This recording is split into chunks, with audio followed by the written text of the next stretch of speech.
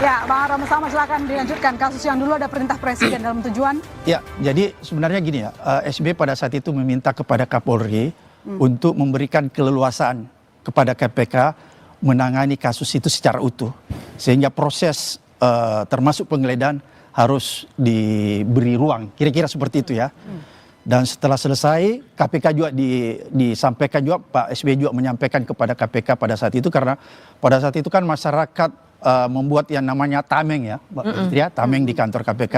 Saya diminta oleh Pak SBY untuk sepulangnya dari istana, tolong menyampaikan kepada masyarakat ya bahwa ini sudah selesai dan rakyat diminta untuk tidak lagi memberikan tameng di kantor KPK supaya tidak menimbulkan kegaduhan. Kira-kira begitulah.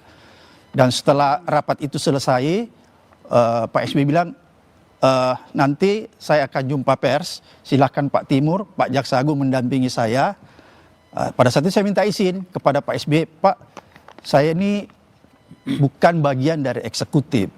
Jadi mungkin lebih elok kalau saya nggak perlu hadir di jumpa pers itu. Biarkanlah saya hargai Pak Kapolri dan Pak Jaksa Agung yang mendampingi Pak Presiden sebagai bagian dari eksekutif. Kalau kita kan lembaga independen, wah menarik, Pak Abraham silahkan pulang. Saya pulanglah dan betul malamnya Pak SBY melakukan jumpa pers. Itu bisa diklik tuh, masih ada jejak digitalnya. Dia menyampaikanlah dalam jumpa pers itu bahwa kasus simulator SIM ya Kokor Lantas pada saat itu diserahkan, gitu perintahnya, diserahkan sepenuhnya kepada KPK untuk selanjutnya melakukan proses penyidikan dan lain-lainnya. Kira-kira seperti itu.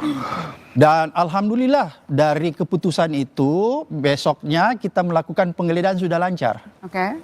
Waktu hari pertama itu kan kurang lancar. Saya ingat bulan Ramadan itu sampai saya harus sahur di Kokor Lantas di Gatot Subroto ya pada saat itu. Jadi saya masih ingat betul pada saat itu. Dan setelah ada pengumuman dari Presiden, kita udah bisa melakukan penggeledahan dengan bebas. Dan setelah itu ya, hasil penggeledahannya kita bawa ke kantor dan kasus itu berlangsung ya, berjalan dengan baik tanpa adanya goncangan setelah perundingan itu.